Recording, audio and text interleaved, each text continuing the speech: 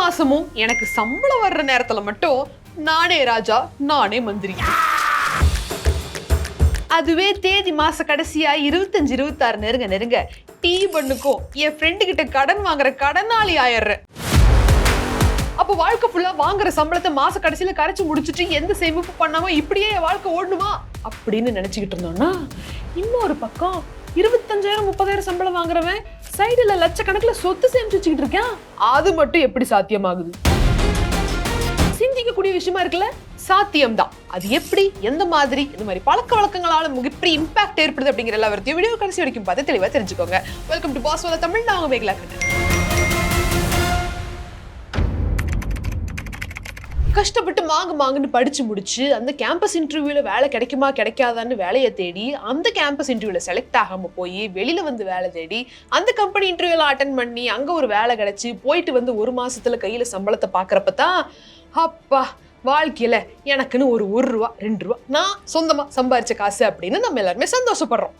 அப்ப வந்து நம்மளுக்கு ஃபேமிலி ரெஸ்பான்சிபிலிட்டி இருக்கோ இல்லையோ, அந்த ஒரு காசு ஒரு மிகப்பெரிய விஷயமா இருக்கும். இதை வச்சு என்ன பண்றதுன்னு தெரியாம சில பேர் இருப்பாங்க. இதை அப்படி வச்சு நான் பொண்ணை போத்த போறேன் அப்படின்னு சில பேர் இருப்பாங்க. இந்த காசை வச்சு ஃபுல்லா பார்ட்டி பண்ணி தீக்கிறோம் அப்படிங்கிற ஒரு கேட்டகரியும் இருக்கு. இப்போ அது அப்படி இருக்காது. உங்களுக்குன்னு சில ரெஸ்பான்சிபிலிட்டிஸ் கண்டிப்பா உருவாகும். அந்த நேரத்துல தான் நீங்க போட வேண்டிய, நீங்க பண்ண வேண்டிய அந்த ஒரே ஒரு விஷயம் மேப். சாதாரணமா நம்மளாம் ஒரு ட்ரிப்பு போறோம் அப்படின்னாலே எவ்வளவு செலவாகும், எங்க தங்க போறோம், என்ன சாப்பிட போறோம், இதுக்கெல்லாம் எவ்வளவு செலவாகும் அப்படிங்கிற கால்குலேஷனோட, மேப்போட, எங்கெல்லாம் டிராவல் பண்ண போறோம் அப்படிங்கிற எல்லா பிளானோட போவோம். கரெக்டா? வாழ்க்கையும் ஒரு ஜேர்னி தான். அந்த ஜேர்னில ஃபைனான்சஸ் அப்படிங்கிற அந்த ஒரு மேப் கரெக்டா இல்லைன்னா எங்க போறோம் அப்படின்னு தெரியாது. கடைசியில தடமாறி எங்கேயோ ஒரு இடத்துல தான் நிக்கணும். அதுக்காக தான் ஒரு நோட் புக் எடுத்து நம்ம பண்ற வரவு செலவை கணக்கு போட்டு வைக்கணும்னு சொல்றது. எத்தனை பேருக்கு வீட்டுல இந்த பழக்க வழக்கம் இருக்கு அப்படின்னு எனக்கு தெரியல. ஆனா இன்னைக்கும் நிறைய ஹவுஸ் ஹோல்ட்ல இப்போ ஒரு பையன் சம்பாதிக்கிறான் அப்படின்னா அந்த பையன் வந்து வீட்டுல சொல்றான், மா தயவு செஞ்சு நீ பண்ற செலவெல்லாம் கொஞ்சம் கணக்கு போட்டு வைமா, அப்பதான் நான் சம்பாதிக்கிற காசுக்கும் அந்த ஒரு செலவுக்கும் எந்த மாதிரி எல்லாம் கணக்கு வழக்கு இருக்கு, எவ்வளவு தேவைப்படுது நம்மளுக்கு மாசம் அப்படிங்கிறது தெரிய வரும்னு சொல்லிட்டு போறான்னு வச்சுக்கோங்க. இதுல 2 விதமான லேடிஸ் இருக்கிறாங்க. ஒருத்தங்க வந்து போடுற ஒரு கீரை வாங்கினா கூட எழுதி வச்சிருவாங்க. இன்னொரு டைப் ஆஃப் லேடிஸ், அப்போ உனக்கு நான் வாங்குற காய்கறி, உனக்காக நான் வாங்கிட்டு வர அரிசி பருப்பு, இதெல்லாத்தையும் நீ கணக்கு கேட்கறியா, அப்ப நான் எனக்குன்னு ஒரு புடவை வாங்கிட்டா கூட நீ கணக்கு கேட்பியா அப்படின்னு சென்டிமெண்டலா மாறக்கூடிய லேடிஸும் இருக்கிறாங்க. அப்பேற்பட்ட லேடிஸை நீங்க கண்டிப்பா புரிய வைக்கணும். அம்மா தாயே, அப்பா தந்தையே, தயவு செஞ்சு புரிஞ்சுக்கோங்க.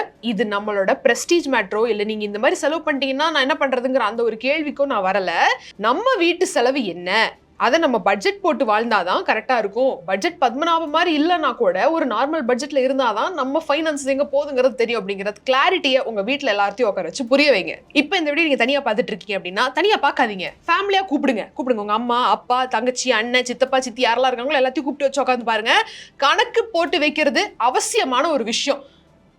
மூச்சு வாங்குதுல்ல, நீங்க ஃபர்ஸ்ட் நோட் எடுத்து கணக்கு போடுங்க. Point number 2, 50-30-20 rule. என்னது இது? ரொம்ப இடத்துல கேள்விப்பட்டிருப்பீங்க. ஆனா பிராக்டிக்கலா யாராலும் முடியாத ஒரு விஷயம் மாதிரியும் இருக்கு. ஆனா பிராக்டிக்கலா முடியறவங்கனால நிறைய விஷயத்தை சேவ் பண்ண முடியுது. ஆனா உங்களால ஏன் பிராக்டிக்கலா முடியல அப்படிங்கிறதுக்கு முதல்ல இந்த ரூல்னா என்னன்னு நீங்க தெரிஞ்சுக்கோங்க. வளவளன்னு பேசுறதுனால கமெண்ட் செக்ஷன்ல சொல்றீங்களே, இப்படி வளவளன்னு பேசாட்டி சில பேருக்கு புரிய மாட்டேங்குது. நம்மளுக்கு அந்த மாதிரியான ஆடியன்ஸும் சில பேர் இருக்காங்கல்ல, அவங்களுக்காகவும் சேர்த்து தான் அந்த மாதிரி பேச வேண்டியதா இருக்கு. டக்குனு டாபிக் வர 50-30-20 ரூல் அப்படின்னா என்ன? நீங்க வாங்குற சம்பளத்துல 50% உங்களோட தேவைகள், அத்தியாவசிய தேவைகள், பில்லு கட்டணும், வாடகை கட்டணும், சாப்பாட்டு வேணும் அப்படிங்கிற அந்த ஒரு தேவைகளுக்காக நீங்க வாங்குற சம்பளத்துல 50% எடுத்து அதுக்கு வைங்க. 30% உங்களோட வாண்ட்ஸ் நீட்ஸ் தனித்தனியா பிரிப்பீங்க இல்லையா? உங்களோட வாண்ட்ஸ் என்னென்ன இருக்கு, இப்ப மூவி போகணும், ஷாப்பிங் பண்ணணும், ட்ரெஸ் வாங்கணும், அந்த மாதிரி சில செலவுகள் இருக்குல்ல, அதுக்கு நீங்க எடுத்து வைங்க. அடுத்தது மீதி 20 கண்டிப்பா சேவ் பண்ணணும், அப்படின்லாம் இன்வெஸ்ட் பண்ணணும் அப்படிங்கிற அந்த ஒரு 50-30-20 ரூல் இருக்கு. இந்த ரூலை யாரெல்லாம் முடிஞ்ச அளவு டிசிப்ளினா ஃபாலோ பண்றீங்களோ கண்டிப்பா ஒரு நாள் உங்க சேமிப்பு லட்சத்துல போய் நிற்கும், என் கோடியில் கூட போய் நிற்கும். ஆனா இதே ஃபாலோ பண்ண முடியல அப்படின்னு பாத்தீங்கன்னா நம்ம எல்லையை மீறோம். ஃபார் எக்ஸாம்பிள், வாண்ட்ஸ்னு ஒரு விஷயம் இருக்கு இல்லையா?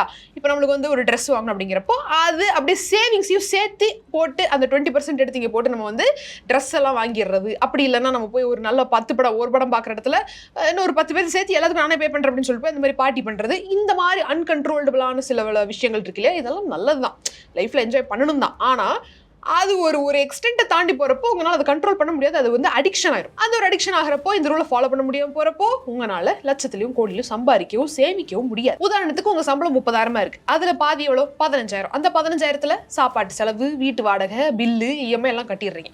அப்புறம் மீதி இருக்கிறது 30%. அந்த 30% எவ்வளவு? 9,000. அந்த 9,000த்துல தான் நீங்க படத்துக்கு போறதா இருந்தாலும், பார்ட்டி பண்றதா இருந்தாலும், துணி வாங்குறதா இருந்தாலும் எல்லாத்தையும் அங்க பண்ணிக்கணும். மீதி எவ்வளவு இருக்கு? 6,000 இருக்கு. அந்த 6,000த்தை நீங்க எஸ்ஐபிலையோ இல்ல ஏதாவது ஒரு இன்வெஸ்ட்மெண்ட்லயோ இல்ல ஏதாவது ஒரு ஸ்கீம்ல நீங்க இன்வெஸ்ட் பண்ணி வைக்கணும், இல்ல சேமிச்சாது வைக்கணும். அதை விட்டுட்டு என்ன பண்றது? மீதி 15,000த்துக்கும் நான் ஓஹோன்னு கும்மி அடிச்சிடறேன் அப்படின்னா அப்புறம் காசு தங்காதான். பாயிண்ட் நம்பர் 3, வேற ஹெல்மெட். அதாவது வண்டியில போகும்போது ஹெல்மெட் போட்டு போகணும், ரொம்ப ரொம்ப அவசியம். நான் பெங்களூர்ல இருக்கேன், ஆனா நான் தமிழ்நாட்டுக்கு எப்பெல்லாம் வரணும், ஜாலியா 2 இல்ல 3 பேர் உட்காந்தாலும் ஹெல்மெட் போடுறது அவ்வளோ சீரியஸா யாரும் பண்றது இல்லையோன்னு நான் வந்து அதை ஃபீல் பண்ணேன். ஏன்னா இங்கெல்லாம் கண்ணா பின்னான்னு நிப்பாட்டி ஃபைன் போட்டுருவாங்க. அங்க வந்து இன்னும் அதை கொஞ்சம் ஸ்ட்ரிக்ட் படுத்தணும் அப்படிங்கறத நான் நினைக்கிறேன். எங்க அடிபட்டாலும் மண்டையில் அடிபடக்கூடாதுங்கிறதுக்காக தான் ஹெல்மெட். அதுலயும் சில பேர் ஹெல்மெட்டை நான் வந்து ஃபேக்கா பண்றேன்னு ஏதோ பண்ணிட்டு போறீங்க. தயவு செஞ்சு ஹெல்மெட் போட்டு போங்க. இது ஹெல்மெட்டுக்கான ப்ரமோஷன் கிடையாது. ஆனா இந்த ஹெல்மெட்டை நான் ஏன் ரெஃபர் பண்ண அப்படின்னா, எப்படி உசுரை காப்பாத்துறதுக்கு ஹெல்மெட் போடுன்னு சொல்றாங்களோ அப்படி நம்மளோட வாழ்வாதாரத்தில் அந்த ஃபைனான்சஸ் தவறி போறப்ப நம்மளை காப்பாத்திக்கிறதுக்கு எமர்ஜென்சி ஃபண்ட் அப்படிங்கிற ஒரு விஷயம் ரொம்ப ரொம்ப இம்பார்ட்டன்ட். எமர்ஜென்சி ஃபண்ட் அப்படின்னா நீங்க சேமிச்சு வைக்க வேண்டிய முதல் பணம் எதுன்னா, அடுத்த 6 மாசத்துக்கு தேவையான அந்த பக்கா நீட்ஸ் இருக்கு பாத்தீங்களா, நம்மளோட அத்தியாவசிய தேவைகள், இப்போ சாப்பிடணும், வாடகை கட்டணும் அப்படிங்கிற அந்த ஒரு செலவு எவ்வளவோ அதை நீங்க 6 மாசத்துக்கு, இப்போ உங்களுக்கு வேலையே போயிருச்சு இல்ல ஏதாவது ஒன்று ஆயிடுச்சு, கோவிட் திருப்பி வந்துருச்சு அப்படிங்கிறப்ப கூட 6 மாசத்துக்கு சஃபிஷியண்டா நீங்க வாழ முடியுங்கிற மாதிரி சேமிப்பை நீங்க பண்ணி வைக்கணும். அந்த சேமிப்பை சேவிங்ஸ் அக்கௌண்ட்ல வச்சிடாதீங்க, எஃப்டில போடுங்க, ரிட்டர்ன்ஸ் ஆகுது வரும். ஸோ அந்த மாதிரி ஏதாவது ஒரு 2-3 பிளான் பண்ணிக்கணும். பாயிண்ட் நம்பர் 4, எப்படி ஹெல்மெட்டை ரெஃபர் பண்ணி ஒரு விஷயத்த நான் சொன்னனோ, ஹெல்மெட் போட்டிருந்தோம் ஏதாவது ஆயிடுச்சுன்னா உசுருக்கு யாரும் எந்த உத்தரவாதமும் கொடுக்கறதுக்கு இல்லை. அப்படியே உசுருக்கு ஏதாவது சேதம் வந்தாலும் கூட நம்ம குடும்பம் பெரிய அளவில் பாதிக்கப்படக்கூடாது. இந்த எமோஷனல் லாஸையும் தாண்டி ஃபைனான்ஷியல் லாஸஸ் வந்து கோத்ரூ பண்ணக்கூடாதுன்னா டேர்ம் இன்சூரன்ஸ் நிறைய பேர் எடுக்கிறது இல்லை. ஏன்னா அது ஒரு ஸ்கேமு, அது வந்து ஒரு பயத்தால விற்பனை பண்ணக்கூடிய ஒரு பொருள் அப்படின்னு நிறைய ஒரு தாட் இருக்கு மக்களுக்கு. அதுக்கு நான் அந்த ஒரு இதுக்கு மத்தியத்தில். ஆனால் நான் என்ன சொல்ல வரேன், இப்போ உங்களுக்கு ஏதாவது ஆயிடுச்சுன்னா உங்க உறவினர்கள், ஃப்ரெண்ட்ஸ் எத்தனை பேர் எத்தனை நாளைக்கு உங்களோட ஃபேமிலியை காப்பாற்றுவாங்க? டேர்ம் இன்சூரன்ஸ் இருந்தால் மட்டும்தான் யாரையும் உங்க ஃபேமிலி டிபெண்ட் பண்ணாமல் இருக்கும். அந்த ஒரு காசு வந்தா போதும், அடுத்த ஒரு 10-15 வருஷத்துக்கு அவங்க எப்படி ஒன்று பொழைச்சுக்குவாங்க. அதுக்கப்புறம் அவங்க ஸ்டேபிள் ஆனதுக்கப்புறம் they will make their own income. அதுக்கு தான் டேர்ம் இன்சூரன்ஸ் முக்கியன்றது. இப்போ புதுசாக கல்யாணம் ஆகிறவங்க ஹெல்த் இன்சூரன்ஸ் எடுக்கிறாங்க. எடுத்து அவங்க பேபி பிளான் பண்ணுறதுக்கு முன்னாடியே அந்த ஒரு கவரேஜ் முடிஞ்சிருச்சுன்னா அந்த டெலிவரி எக்ஸ்பென்சஸ், குழந்தையோட இன்ஃபேண்ட் எக்ஸ்பென்சஸ் எல்லாமே கவர் ஆயிருது. இப்போ இது வந்து எந்த அளவுக்கு ப்ரிப்பேர்டாக இருக்காங்கன்னா யங்ஸ்டர்ஸ், அவங்க லைஃபை ஸ்டார்ட் பண்ணுறதுக்கு முன்னாடி இதெல்லாம் எடுத்து வச்சிடறாங்க. ஸோ நீங்கள் 25,000 சம்பளம் வாங்குறீங்கன்னா உங்க எல்லாத்துக்கும் இந்த ஒரு ப்ரிப்பரேஷன் கண்டிப்பாக இருக்கணும். ஏன்னா டெலிவரி எல்லாம் இப்போ நார்மலாக இருந்தாலும் சிசரியனாக இருந்தாலும் எல்லாத்துக்குமே ஒரு நல்ல ஹாஸ்பிட்டல் நீங்க ட்ரீட்மெண்ட் பார்க்கணும் அப்படின்னா 1 லட்சத்தை தாண்டி போயிருது. அப்படி இருக்கிறப்போ உங்க சேவிங்ஸை பிரேக் பண்ணாம ஹெல்த் இன்சூரன்ஸ்ல பாத்துக்கலாம்ல. பாயிண்ட் நம்பர் 5, கடன்ல இருந்து வெளியில வாங்க. என்னதான் இருந்தாலும் கடன்ல இருந்து வெளியில வர்றதா ஒரு மிகப்பெரிய வெற்றி. கடன் இருக்கிறவனுக்கு எதுவுமே மைண்ட் ஓடாது. அடுத்து சேமிப்பு பண்ணலாம்னு நினைக்கிறப்ப இந்த கடன் இருக்குன்னு மற்ற செலவு பண்ணி விட்டுருவாங்க. அதே மாதிரி அடுத்தது ஏதாவது ஒன்று புதுசா வாங்கலாம்னா இந்த கடன் இருக்குன்னு வாங்காம விட்டுருவாங்க. வாழ்க்கையை அனுபவிக்கவும் முடியாது, இந்த பக்கம் சேமிக்கவும் முடியாது. கடன் கடன் கடன் அப்படிதான் இருக்கு போகுது வாழ்க்கை ஃபுல்லா. அதை எப்படி நீங்க தெளிவா கட்டி முடிக்கிறதுங்கிறதுக்கு டெடிகேட்டடா ஒரு வீடியோ நான் போட்டிருக்கேன். அதாவது ஒரு வருஷத்துல உங்க கடனை எப்படி நீங்க வந்து முடிக்கிறதுக்கு பிளான் பண்றதுங்கிற மாதிரி ஒரு வீடியோ. ஒரு வருஷத்துல நீங்க முடியாட்டியும் பரவாயில்ல, அந்த பிளான் எப்படி இருக்குன்னு அது பார்த்து சொல்லுங்க. அவலான்ச் மெத்தட், ஸ்னோபால் மெத்தட் நல்லா இருக்கு. ஸோ இதெல்லாம் நீங்க கேள்விப்பட்டிருப்பீங்க. ஆனா உங்களோட கடனுக்கு இது 2ல எது தகுந்தாப்புல இருக்கும் அப்படிங்கிறத ரிக்வயர்மெண்ட் சூஸ் பண்ணி கடனை அடைக்கிற வழியா பாருங்க. இதுதான் கடன் இருக்கிறவங்களுக்கு ஃபர்ஸ்ட் டார்கெட்டா இருக்கணும். உங்க டெட்டை முடிச்சீங்கன்னா மட்டும்தான் அடுத்த சேமிப்பு உங்களால ஆரம்பிக்க முடியும். ஞாபகம் வச்சுக்கோங்க. அடுத்து முக்கியமான ஒரு பாயிண்ட், பணக்காரன் ஆயிட்டே தான் இருக்கான், ஏழை ஆயிட்டே தான் இருக்கா அப்படிங்கிற அந்த ஒரு பழமொழி நம்ம எல்லா இடத்துலயும் கேட்டுக்கிட்டே தான் இருக்கும். அந்த ஒரு மைண்ட் செட்ல இருந்து நம்ம முடிஞ்ச அளவு வெளியில வர ட்ரை பண்ணலாமே. நம்ம ஒரு ஏழை, ஆனா நான் ஏழையாவே இருக்க மாட்டேன் அப்படிங்கறதுல இருந்து நீங்க ஒரு நாளைக்கு அட்லீஸ்ட் அது ஒரு தடவையா சொல்லுங்க, ஏழையா பிறந்துட்டேன், ஏழையா சாகக்கூடாது அப்படிங்கிற மாதிரி வந்துருங்க. ஏழையா பிறக்கிறது நம்ம தப்பு இல்ல மாமா, ஏழையா சாவறது தான் நம்ம தப்பு. கண்டிப்பா ஏழையா சாக மாட்டேன். தயவு செஞ்சு அப்படி வந்தா மட்டும்தான் உங்களுக்கு பாசிட்டிவிட்டி இறங்கும், உங்களுக்கு மோட்டிவேஷன் ஏறும். இதெல்லாம் நான் என்ன சொன்னாலும் நீங்க இதெல்லாம் ப்ராக்டிக்கலா பண்ணாதான் முடியும். ஆனா அதுவும் கஷ்டம் தான், நான் இல்லைன்னே சொல்லலை. ஏன்னா நானும் ஒரு மிடில் கிளாஸ் ஃபேமிலியில தான் வரேன், எனக்கும் தெரியும் கஷ்டம்னா என்ன அப்படிங்கிறது. இது வாயில சொல்றது ஈஸி, பட் ஆனா இதை நான் சொல்றப்போவாது ஒரு சில ஸ்டெப்ஸ் உங்களால எடுக்க முடிஞ்சு அதுல 1 ரூபாய் உங்களால சேமிக்க முடிஞ்சா அது எனக்கு கிடைக்கிற ஒரு மிகப்பெரிய வெற்றியா நான் நினைக்கிறேன். அடுத்து நம்ம ஒரு மெயின் மேட்டருக்கு வர போறோம். Power of compounding. யாரு எந்த வயசுல சேமிப்பு ஆரம்பிச்சு எவ்வளவு சேமிக்க முடியும் அப்படிங்கிற ஒரு எக்ஸாம்பிளை நீங்க பாத்தீங்கன்னா ஃபுல் மோட்டிவேஷன் ஏறிடும். ஒண்ணு நல்லா தெரிஞ்சுக்கோங்க, என்னைக்குமே சேவிங்ஸ் அக்கௌண்ட்ல பணம் வச்சிருக்கீங்க அப்படின்னா அது ரொம்ப என்ன சொல்றது, மணி வில் ராட் அப்படிங்கிற மாதிரி உங்க பணத்தை நீங்க வளர விடாம ஒரு லாக்கர்ல போட்டு வச்சுக்கிறதுக்கு அது சமம். அதனால சேவிங்ஸ் அக்கௌண்ட்ல லம்சம் அமௌண்ட் என்னைக்குமே போட்டு வச்சிருக்காதீங்க. முடிஞ்ச அளவு சேவ் பண்ற மைண்ட் இருக்கீங்கன்னா எஃப்டிலயோ இல்ல மத்த இன்வெஸ்ட்மெண்ட்லயோ போட்டு வைங்க, அது வளரட்டும். சோ இப்போ உங்களுக்கு நான் 2 எக்ஸாம்பிள் காட்டுறேன். ஒன்னு வந்து நவீன், இன்னொன்னு வந்து நிதின். சோ இந்த கம்பேரிசன் எப்படின்னா, நவீன் வந்து 25 வயசுலயே சேமிப்பு பண்ண ஆரம்பிக்கிறாரு. நிதின் 35 வயசுல தான் சேமிப்பே ஸ்டார்ட் பண்றாரு.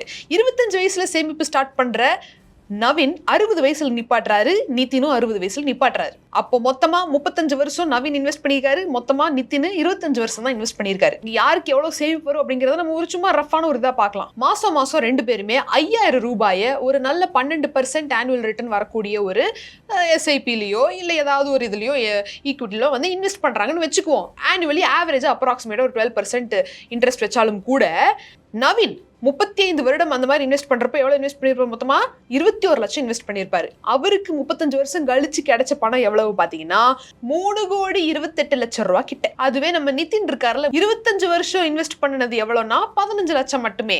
அதுக்கு அவருக்கு கிடைச்ச மொத்த தொகை 1 கோடி கிட்ட. 3.5 கோடி எங்க, 1 கோடி எங்க? ஜஸ்ட் 10 இயர்ஸ் டிஃபரன்ஸ்ல மொத்த அமௌண்ட்டை டபுள் ஆகிற மாதிரியான ஒரு இன்வெஸ்ட்மெண்ட்டை ஸ்டார்ட் பண்றாங்க. சின்ன வயசுலயே அவங்க சேமிப்பு ஆரம்பிச்சதுனால 5000 ரூபாய் நம்ம ஏதாவது ஒரு பார்ட்டி பண்ற காசு, இல்ல ஏதாவது ஒரு குடும்பமா ஹோட்டலுக்கு போய் சேர்ந்து உட்காந்து சாப்பிட்ற காசு, ஐ மீன் அதெல்லாம் நீங்க கட் டவுன் பண்ணுங்கன்னு நான் சொல்ல வரல. ஆனா நீங்க அந்த 5000 இங்க கான்ட்ரிபியூட் பண்ணீங்கன்னா 60 வயசுல உங்களுக்கு 3 கோடி 4 கோடி சொத்து சேமிச்சு வச்சிருப்பீங்க. இத்தனைக்கு பார்த்தானா அந்த நவீன் யாரு 25 வயசுலயே ஸ்டார்ட் பண்ணாரோ அவரோட சம்பளம் என்னவா இருக்கும்? மினிமம்னால ஒரு 25,000 இருக்காது. 25,000 சம்பளம் வாங்குறவன் கோடி கணக்குல சொத்து சேமிச்சு வச்சிருக்கான்றது இந்த மாதிரி தான். இதையும் தாண்டி நிறைய ஃப்ரீலான்சிங், இந்த மாதிரி அந்த 5000 கன்சிஸ்டன்டா மெயின்டைன் பண்றதுக்கு எக்ஸ்ட்ரா இன்கம், வேலை போனாலும் அதுக்கான எமர்ஜென்சி ஃபண்டுன்னு நிறைய விஷயங்கள் உள்ள அடங்கி இருக்கு. இது எல்லாத்தையுமே பேலன்ஸ் பண்ணி அந்த ஒரு சேமிப்பு கன்சிஸ்டன்டா டிசிப்ளினோட பண்றது தான் அங்க நிக்கிறாங்கடா சாம்பியன்ஸ் எல்லாரும் அப்படிங்கிற மாதிரி இருக்கும். ஸோ நீங்க இன்னைக்கு இந்த வீடியோல என்ன தெரிஞ்சுக்கிட்டீங்க? முதல்ல புக் எடுத்து நீட்டாக ஒரு கிளாஸ்மேட் புக்கோ இல்லை ஏதாவது ஒரு நோட் புக்கோ இல்லை உங்களோட ஸ்கூல் புக்கோ எடுத்து டேட்டை போடுங்க. என்ன செலவாகுதுன்னு ஆளுக்கு வீட்டில் இருக்கிற எல்லாத்தையும் எழுதி வைக்க சொல்லுங்கள். அந்த நோட் புக்கை ஃப்ரிட்ஜ் மேலேயோ இல்லை ஏதாவது ஒரு இடத்துல வச்சுருங்க. எல்லாரும் என்னென்ன செலவு பண்ணிட்டு வராங்கன்றதை அந்த இடத்துல எழுதி வைக்க சொல்லுங்கள். அதே மாதிரி அந்த எழுதி வச்ச அந்த ஒரு கணக்கு வழக்கு எடுத்து மாத கடைசியில் பாருங்கள் எவ்வளவு செலவாகுது எந்தெந்த கேட்டகரிக்கு அப்படின்னு. அது போக உங்களால் சேமிக்க முடியும்னா அதுக்கு என்ன பிளான் பண்ணும் அப்படிங்கிறத பண்ணுங்கள். அதுக்கப்புறம் என்ன மாதிரி கடன் இருக்குது அதை எப்படி அடைக்கலாங்கிறதுக்கு நான் போட்டிருக்கிற வீடியோ போய் பாருங்க. அதை பார்த்துட்டு வந்து 1 ரூபாய் 2 ரூபாய் சேமிச்சு வச்சு கடனை அடைச்சு விடுங்க. அதுக்கப்புறம் சேமிக்க ஆரம்பிங்க. தாராளமா உங்களாலையும் கோடிக்கணக்கான சொத்தை சேமிப்புல சேர்க்க முடியும். ஸோ இந்த வீடியோ உங்களுக்கு ஒரு நல்ல ஒரு ரீஅவேக்கனிங் செஷனா இருந்திருக்கும் அப்படின்னு நான் நம்புறேன். மீண்டும் ஒரு சுவாரஸ்யமான பகுதியில் நான் உங்களை சந்திக்கிறேன். Until then Megala Kannan signing off. நன்றி, வணக்கம்.